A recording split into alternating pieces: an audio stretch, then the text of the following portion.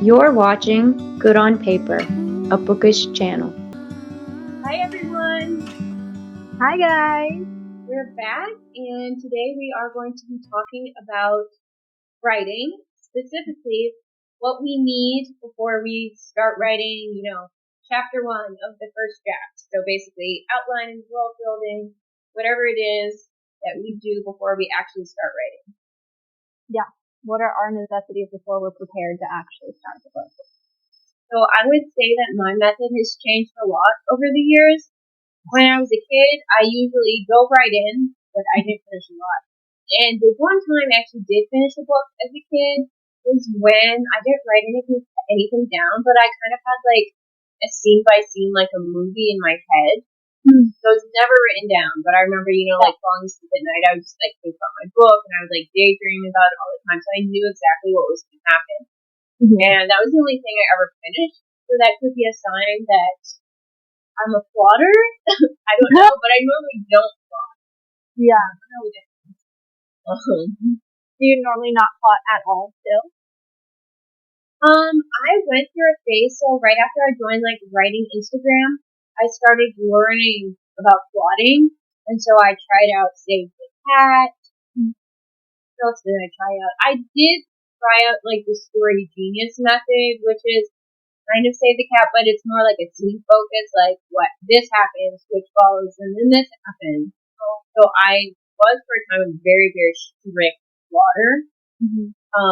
Like to the point where I like did scene synopsis, I did like all the world building and the character building and all of it. I was super detailed. And it works to an extent for me, but I think that it's just like a little too rigid and it takes out some of the excitement of like writing. Because I do think that I am able to figure out much of it as I go. So it's kind of like, I feel like I waste time by like doing it.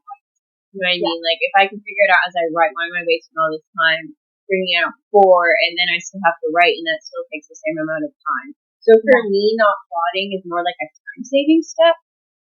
As much like I'll do a rough outline, so I know like the key points, like the inciting incident and the midpoint and this and that. But doing individual scenes is kind of like this for me. So that's fair. I feel like no writer ever starts out with one process and they keep that process their entire career. So like you kind of try everything to see if what somebody else is doing works for you or not, and then you're like, oh no, that's or part of that works, the other part of that doesn't. Yeah. I would say what's more important for me is just understanding the world. So like world building, like the big structure, the little structures I kind of fill in, like details about the world building, that comes out as I draft. But just like understanding like the big things, like how do the characters make money? What do they eat? In fantasy it doesn't really matter, but in like historical fiction it matters more. You know, I need to know that because I can't just make it up. Yeah. Yeah, sure. I would say that's probably the most important part. Maybe a little character building, but again, those details generally come out as I write. Do you use like a specific kind of like world building? Like they have like those questionnaires and stuff you can find online to help answer about your world building, or do you kind of like go with it? I've tried that, but they're always too rigid for me. Like some of the things I need and some of them I don't. So right now what I do is I just world build until I feel like I feel like you know when you're ready to write. Like you know when you have enough background. So I'll just world build like random stuff, only the most important stuff. So like how does the character make money? What does their day-to-day life look like? And then once I know that, what they eat, I'm pretty much set. I mean, I guess for me, it's just like normal life and what they eat and how they make money. To me, I think that's like the most important thing you need to know. Which I wonder if that's the same for every writer. Because other writers that might be totally different.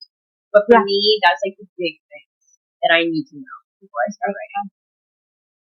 I feel like you said, like my process has definitely changed. When I was younger, it must be just when you're younger, nobody has the patience to plan, because I didn't plan either. I just jumped right there. I was like, I'm just going to write a book. And then my problem, the reason I actually started outlining was because I would get to a scene where I didn't really know what I wanted to happen. and then I would just stop writing, and I would go weeks without writing to know what to make this scene. And so then I came up with this idea for this epic fantasy trilogy. Maybe somebody will write it when I was a freshman in college, and I spent months writing an outline for this trilogy. And I just used blank paper, and I wrote in cursive on the front and back, and just like one on long going paragraph for like 100 pages of just this long going outline. Never did write the book, but I am. Yeah, so you have the outline, you could write it now, or like sometime down the line. Yeah, I mean, at the time, I didn't know what story structure was, so I'm not sure if it's any better on it. It would probably need a lot of work, but I've tried, I think it was K.M. Whelan. I tried her outline process. Her website and her newsletter and stuff, so much of that one, like the pinch points, and like that's where I would suggest if you have done like Save the Cat and you understand Save the Cat and the 3-act story structure, go look at Pam Wyland because she like breaks it down even more. And I really like that story. Yeah, if you go on her blog, helping writers become authors, there's a search bar, and you can just put in like midpoint, and it'll bring up like those blog posts for you to look at. So highly recommend. She has like a I can't remember where I found it on there, but she shared like her actual outline process, and so I tried that one time, and that's what I had used in the last couple of years. Which is like you title the scene, the date of the scene, who's the perspective, what's the purpose of the scene, all this kind of different stuff. And then you write down what the scene's going to be about. And for me, which I mean, you've read part of my outline to the Legends of Avalon book. Yeah. Right? Like, this was like long paragraphs for every scene. Which, I mean, it functions for a lot of people, but I don't know, it just wasn't working as well for me. The last time I tried to use it, so with this newest series, I was like, we're just going to try something totally different. Yeah. So as far as outlining, I made out a 3-act structure, and I filled in all of the points on the 3-act structure without having any kind of outline otherwise at the time, of just like things I thought would happen at these points in the story. And then I made a piece of paper that has little blocks on it that fit the smallest sticky note. And then I just used a sticky note that size for each scene in the book. And like I can't remember exactly the process, but I was like, okay, I think this book is going to be 90,000 words. And usually my scenes are about 35 words long. So knowing that, you could factor out how many scenes the book would be. And then I was like, okay, if the midpoint happens at 50%, that means it's going to happen at scene 41 or whatever. So I would put those stickies in first, and then I filled in the rest of the sticky notes, and that's the outline I used to write the book, and that was it. And it was so much easier, and it was very effective. Yeah, I feel like for me, I don't, because some people I think they need to lay it out in front of them, like this goes here, this goes here, this goes here, and like put in like using all the detail. Yeah. And then other people probably don't need to know anything, they just go into it, and that's not me. I like to know the structure in my head, but like not like plan it out. It's just like something in the back of my mind, like as I write, kind of a more thing. And so I think the most important thing for me is I'm basically like you, but slightly less. Is I need to know the 3-act structure. So I need to know what my beginning feels like, and what my act 1, part 1 feels like, and what my act 2. There's 4 parts to the 3-act structure. So you've got act 1, you've got act 2, part 1, act 2, part 2, which is at the midpoint, and you've got your act 3. So I have to know, like, the turning points, and I have to know, because for me, it's like a mood shift. Like, if you watch a movie, so like, okay, so you take Lord of the Rings. So act 1 is like the Shire. It's green. Yeah. It's happy. It's cottagecore, blah, blah, blah. And then, act 1, part 1, or act 2, part 1. So the next part is like the adventure part, and that's like the part that you put on your, this is like the book talk. So this is like all the adventure and the sword fights and the teamwork and the bonding and this, that, and the other thing. So it's like exciting and shiny. And then after the midpoint, it's like a dark turn, so that's the darkest part. So it's gonna be flat and like gray, gloomy weather. and like all the darkest stuff is right there. And then you get to Act 3, and that's like the triumphant part. So it like pulls everything together. So I have to know, like, to me it feels like a mood shift, like in each one. So I need to know that, and then like that's about it. Like I just need to know like where they're gonna be, like kind of what they're doing in each point, and then like the individual scenes I can just kind of like figure out as I go. Even though it's sometimes more frustrating like that because you sit down, and you're like, like I would say that there's caveats to both because like with writing it all down on sticky notes, there were plenty of times during writing it where I would come to a sticky note and I'd be like, what the heck does that even mean? Or I'd be like, wait a second, can you say that? You know, I put like 3 sentences on those size sticky notes, which is kind of the point because I noticed when I over outlined, there was no creativity in the writing. I was just regurgitating what I outlined, but with like more finesse, and it wasn't fun. So anyway, but like even with those sticky notes, I'd come to a part where I'm like how? Wait, why is she there right now? Wait a second. This isn't. And so I would have to take like a half an hour and sit there and try and figure out what that sticky note meant. But for the most part, it works for most times. But it's interesting because I do think it comes down to just how your brain functions. Because for me, I don't know what it is. I am a sticky note card, paper kind of person. I have to have it in my hand. And then I can type it up or whatever and make it more streamlined. But I have to have it in my hands on my desk. To have thoughts in my brain that aren't written down, I think my brain is like a black hole. And so if it's not written down, I will lose it in there. And I won't remember what it was. So for me, to write things down feels necessary, but for somebody else, their brain is like their own little storyboard in there, and they don't need to have everything planned out in the same way. So it definitely depends on the way your brain functions. I agree. And I am with you. There's something about like the paper aspect. I remember the only draft, well, not the only, one of the few drafts I've ever finished was my Anglo-Saxon, like, historical fantasy that I was writing when I first joined writing Instagram, and I had it all out on index cards. And so I would bring those index cards with me wherever I went so that I could write wherever I went, and then I could lay them out. I think I did it, like, very mathematically, so I think I, like, have, like, 40 chapters or something, so it split, like, perfectly into like the 3 act structure because I had like this many for Act 1, this many for Act 2, and that worked really well for me. And it's an index card, so you can't put that much on there. But like I had some idea of what was going on. Yeah, I think it's hard sometimes, especially on Bookstagram, to not look at the way somebody else plans and go, "Oh, I should do it that way." And it's fine to try because you never know what's going to work. But also, that works for them and it might not work for you. Yeah. You know. A couple things that really work for me, that I definitely recommend trying out is, so Emily Golden Edits on Instagram, she has this genius, I think it's like a 9-step scene template.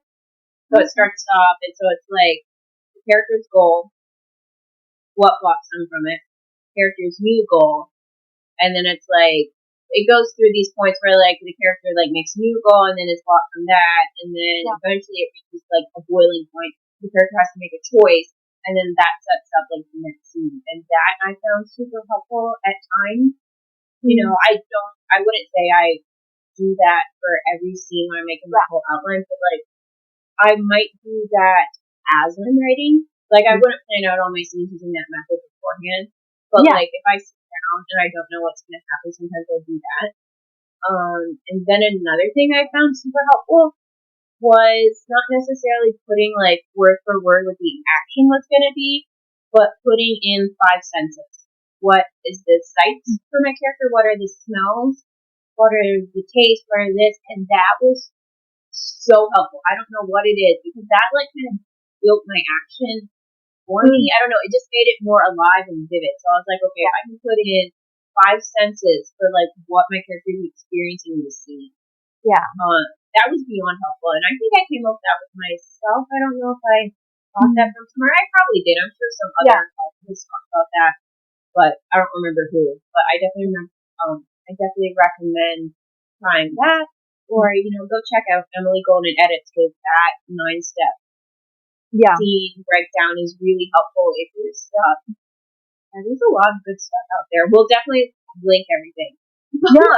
I'm trying to think if there's what I've learned from other people. I would say, like, that K.M. Leland outline that I used was awesome, and I highly recommend it. But it did kind of get me to the point, I think, which was a problem for me, where when you look at a scene from the perspective of what's the goal of the scene and what's the action that's going to happen, or what's, that kind of thing, it made me personally feel like each scene had to be this really big deal, or this really big thing had to happen in order to make the scene worth writing. Now I've realized that if you have scenes like that all the time that are really punchy, then they don't equate to anything because they're all the time. Like, you're supposed to have, like, kind of filler scenes, or, like, just scenes where the characters are getting to know each other or bonding or whatever. So it's not like a reflection of her outline. It's just how I had a hard time using that outline without getting in that headspace. But I would say that's the thing I've learned while outlining, is that not every scene needs to be a big deal. It can be small stuff to make up an entire scene, and that's okay. But that took me a while to figure out. There's other goals, in the slower scenes, the goal might not be like a plot goal. It might be like a world building or a character development goal, and that's important too. But writing is just so complicated and it's such a balancing act that I think at first it's hard to like understand that. Yeah, very much. Yeah. So I think another one that I would recommend, is the one I use now because it's kind of perfect for me, is David Deverell's one page novel. So what you do is, it's basically like a key points. There's not a whole lot of scenes unless it's like one sentence. You take one paper, and she has a whole process. You can go through her YouTube video, but you plot out of order. So I think you do like the ending point last, and it's 8 parts. Do the ending point last, and then I think you go and you do the beginning, so you can kind of see like the end is related to the beginning, and it all fits on one sheet of paper, so you don't have a lot of room for individual scenes, but you have an idea of like, okay, like what are the key points of the story, and then you fold it up at the end, and it becomes like a little book, and you can like read it in order. So this is the beginning, this is the next part. So I love that method. I think it's really fun, especially because it's a video. So even though like I know how it works and I don't have to watch the video, I still watch it because it like forces me to slow down and really think through like what could go on. Yeah, I think anything that like simplifies the story structure and like the storytelling of it while you're outlining is invaluable. Yeah, because story structure is hard, and especially like if you're writing like more commercial genre fiction, like it's kind of necessary. Like you have to have it, otherwise readers are going to be like, something's not right. Or if they're writers, they might know exactly what's not right, and they'll say something. So they'll be like, after the midpoint, get dragged or something like that. Because apparently I just learned this. So the difference between like commercial fiction, upmarket, and literary has to do with the prose and the structure. So commercial fiction is it's the structure. It's the 3-act structure, and that's how it's written. Like, it could be any genre, but that's how it's written. And then, whereas literary is like they experiment with story structure, so they might do something different, and they also experiment with language. So the prose might be experimental or artsy or whatever. And then upmarket is in the middle, and it combines them both. So I think it generally sticks to the plot structure of, commercial, but it might experiment more with language. Or sometimes I think it can experiment more with plot, but I think it's more likely to just experiment more with language. Yeah. I was like, oh, that's because I've always heard like upmarket, and I'm like, what means? No, a lot of time. Okay, so so if you're writing literary fiction, honestly, this episode is probably not that helpful to you at all, because we're talking about story structure. But if you write commercial fiction, which that sounds bad, like I feel like when you say commercial fiction, it sounds like not good, but that's all I read, so that's all most people read, so it's not bad. Like, it sounds like cheap or something, but it's not. It does, yeah. If you're writing commercial fiction, you probably want to stick to like what's in style these days for story structure. Otherwise, your readers are just gonna feel something is off because like they're used to like a certain format, and it's gonna be easier to write too, because if you write commercial fiction, that's probably what you're reading, and so you're not gonna feel happy with your book if it doesn't feel like a book that you would read? Because it sounds like you don't have like a particular, which I totally get why, because I've tried those questionnaires online about like character profiles or like world building or magic and stuff, and I'm just like, hey, about 5 out of these 30 questions were helpful, and the other 25 were just ridiculous. And I was like, I don't need that answer anyway. For this last book, I just did a note card for each species in my book, and like with the simple things about them, which was fine for writing this first draft. But now, I think you can find a lot by reading back through your first draft, like where the gaps are in your world building, what you actually need to know. Because now I'm like, okay, there are gaps, and I do need to kind of flesh it out and make everything more realistic. But I have found the hardest time trying to find a good, like, like a planner or something on Etsy where it's just like pages of world building or whatever. So I bought and printed out like, I think 5 different planners and just picked and chose the pages from each one that I like together as my own planner. So I was like, this is the information I need. And I always had a hard time with world building, keeping it organized and knowing what questions are most important. And I still don't necessarily know the answer. I just know that I need to know some kind of base knowledge before I start writing. It would be great if you could have it all perfectly organized before you start writing, but I don't know if that's specific. Because I think you realize more about what you really want out of your magic or your creatures or whatever as you start writing. And then you're like, oh, okay, this is what I need to know or whatever. But yeah, that's a hard one for me to keep organized.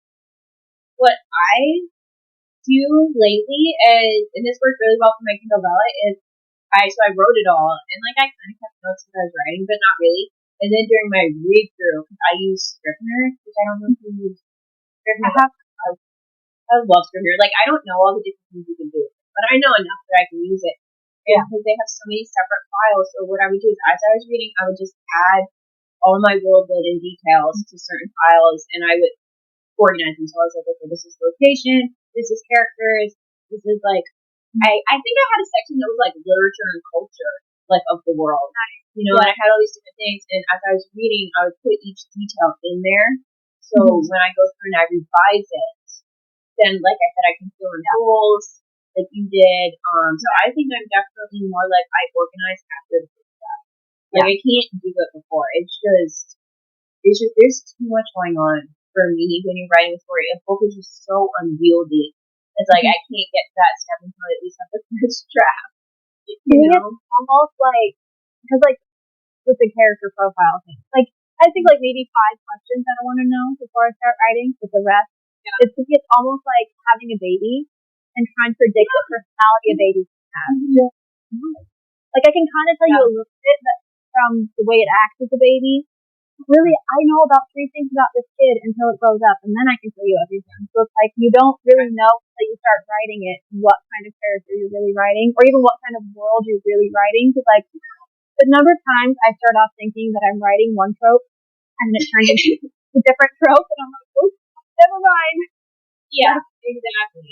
Yeah, I'm the same way too. So I feel like, at least for us, it turns into a waste of time. The more stuff you do beforehand, it just changes, and you're like, why did I bother? So for me, actually, my biggest thing for character development, like versus a questionnaire, what I will do is like a character journal. So I'll just start, my name is like in the character, and I'll write like in the character, and I'll just rewrite. And that's generally been my best character building advice, not a questionnaire. I have used, because Scrivener comes in with a built-in questionnaire, and I normally fill those out, because it's like age, location, name, and sometimes I'll fill out the whole thing, sometimes I'll leave parts blank, so like I don't know yet, but those are helpful. I do like those sheets, but if I don't have all the answers to all of the questions in there, I don't bother, because you'll figure it out when you're writing, so it doesn't really matter.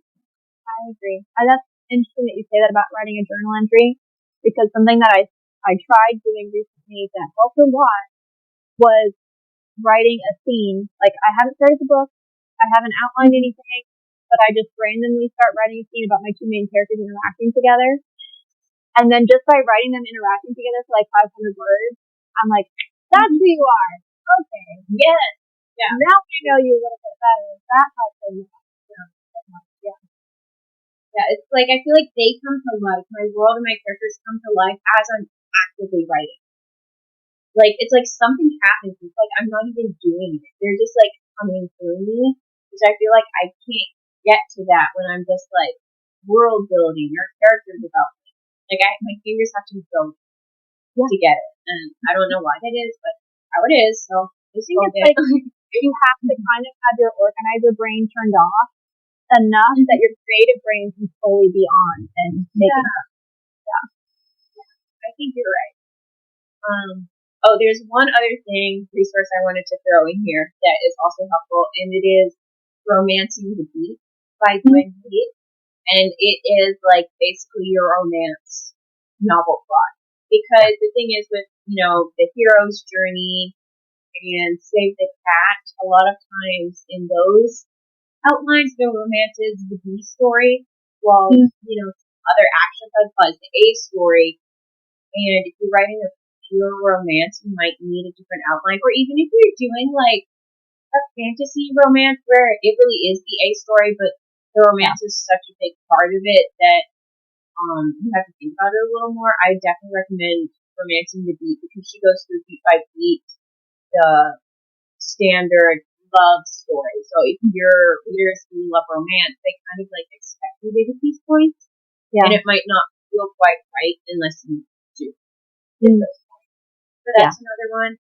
I personally don't use it anymore because I've started straying away from writing either strictly romance or like a stereotypical romance, like in a fantasy. I write a lot more now, like kind of inspired off of fairy tales. So it's a little more, there's a lot more like separation that happens in mine. Like, I don't know, I guess it's probably more like the traditional like Save the Cat, where like romance is in there, but it's not like you choose by beat kind of a thing. So I don't use it so much anymore, but when I was writing, like I did write a contemporary romance. Right? Yeah. I went through like 3 drafts of it. I had it sent to an editor, and I never published it because I was like, I don't think this is the direction I want to go. But it was super helpful when I was writing just like a straight contemporary romance. Yeah.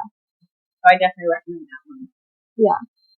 I feel like with romance, it's kind of like when you're talking about the commercial fiction versus literary. I feel like if your romance is the B plot, you can kind of do whatever you want with the romance. Like if you don't want to have the breakup at the 75%, you don't have to. Because it's the B storyline. It's not the A. Yeah. People aren't waiting for a conflict in the romance. They're just waiting for a conflict in the story. Yeah. So you have more wiggle room. But if it's just romance, you kind of have to hit certain points within the romance because that's the story. You do. Yeah, I was thinking of you with the Romancing the Beat because I know you get annoyed with the breakup at the 75% point sometimes. Yeah. But depending on how it's done. Yeah. Yeah, because I think sometimes people put it in there because like it's expected, but maybe it doesn't work for that story. And I think that's probably what annoys me. And I think too is like, this is a total tangent. Here we go again. It feels like the breakup, like it's not a YA I'm reading, it's a rom-com for an adult, and yet the breakup sounds to me like something a teenager would do. Yeah. I'm like, a teenager would react like this. You're a grown man. Why are you acting out? Like, I guess the way it's handled always to me makes the characters look really immature. And I'm like, I understand maybe you guys need space. Or maybe you're confused right now, so you need to be by yourself for a few scenes to get through whatever. I'm like, why aren't you communicating like adults? Instead, you're acting like little kids, and that's what I think mostly annoys me is the way the characters are written when they have that moment. I'm like,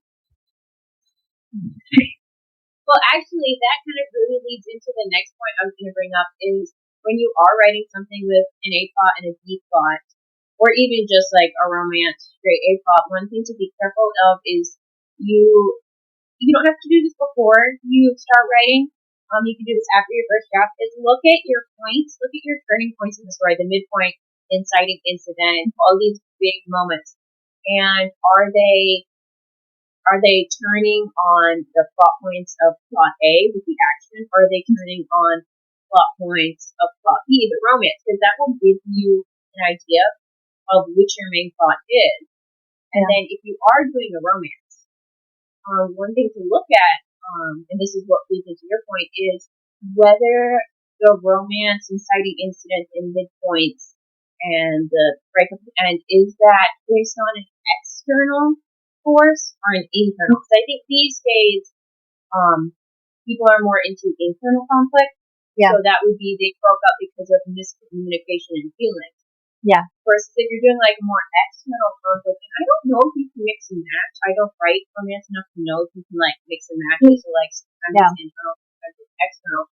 But like if you have, and this is how I write romance more externally. So if you have their characters, the breakup at the end doesn't have to do with them, but an external force that like drives them apart. So it's not as psychological.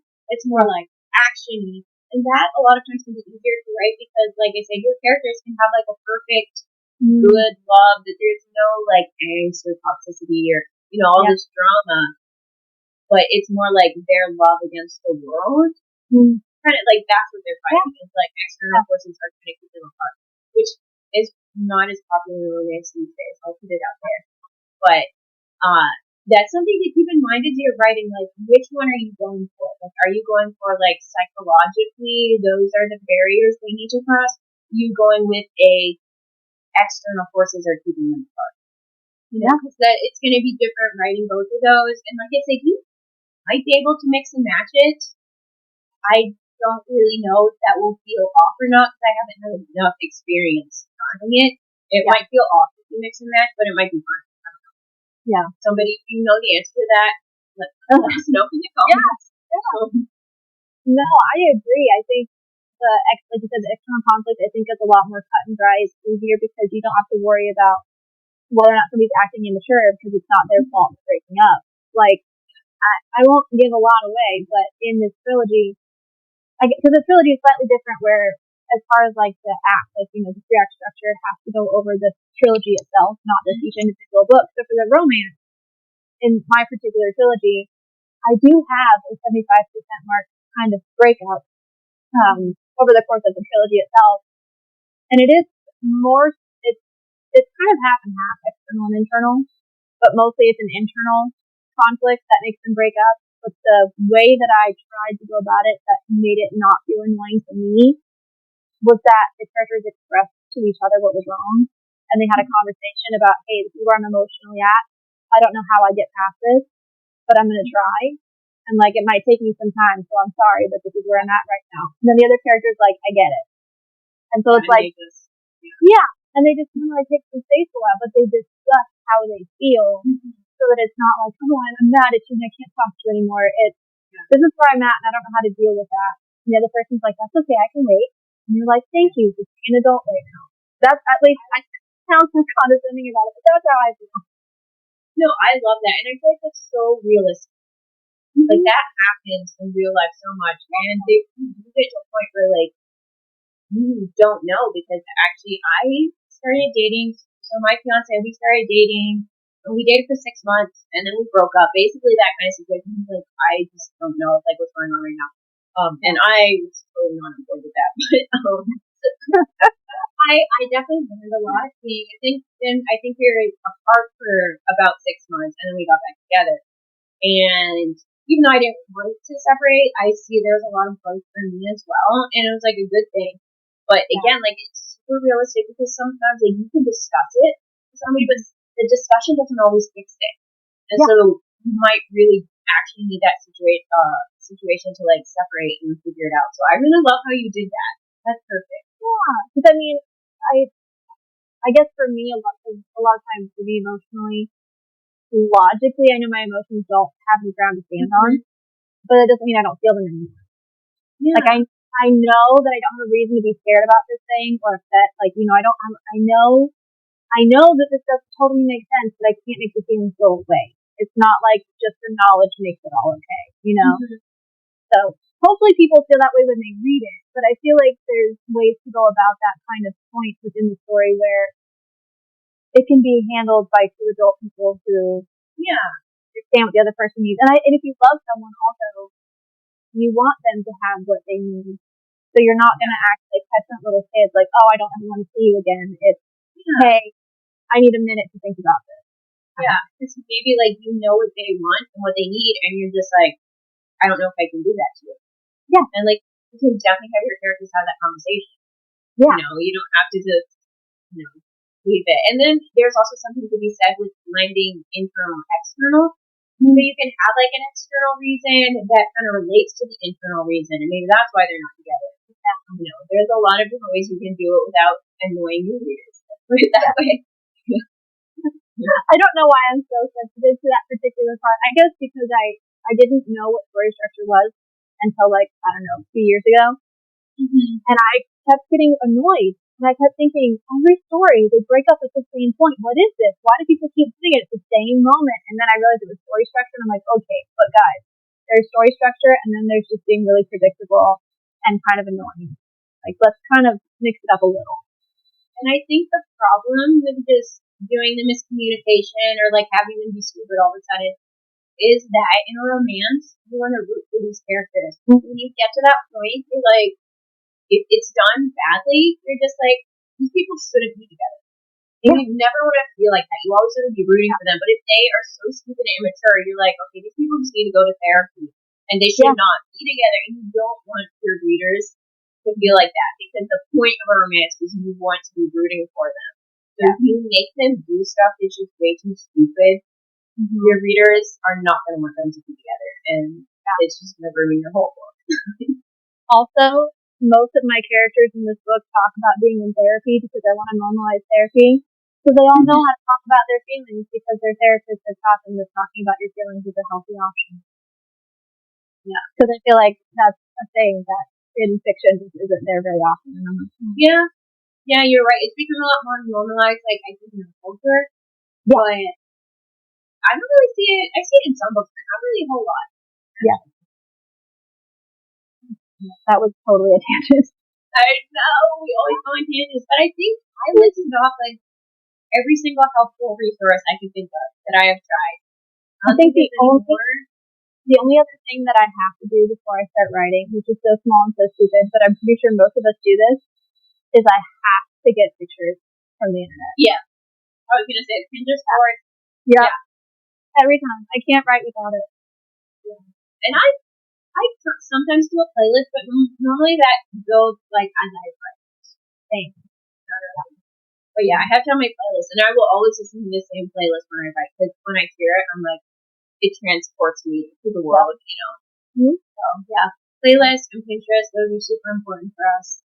Maybe not for everybody, but definitely for me. So, definitely, yeah. Yeah, I think that wraps it up. Mm-hmm. Yeah. Kind of a hodgepodge of different things there for you guys, but hopefully some of it is helpful. Mm-hmm. Yeah. Definitely try out this stuff if you haven't tried it out before. Try out this stuff that didn't work for us, because you never know, it might work for you. Yeah. Maybe something totally different that we didn't even talk about works for you. Let us know in the comments your favorite world building, outlining resources. Yes, we are always looking for new ones. Okay. Well, we'll see you next week. All right. Bye, everybody. Hey guys, thanks so much for tuning in. We hope you enjoyed it, and tune in next week for another episode. And if you enjoyed it, please consider leaving a review so that other people can find us, and we will see you in the future. Bye.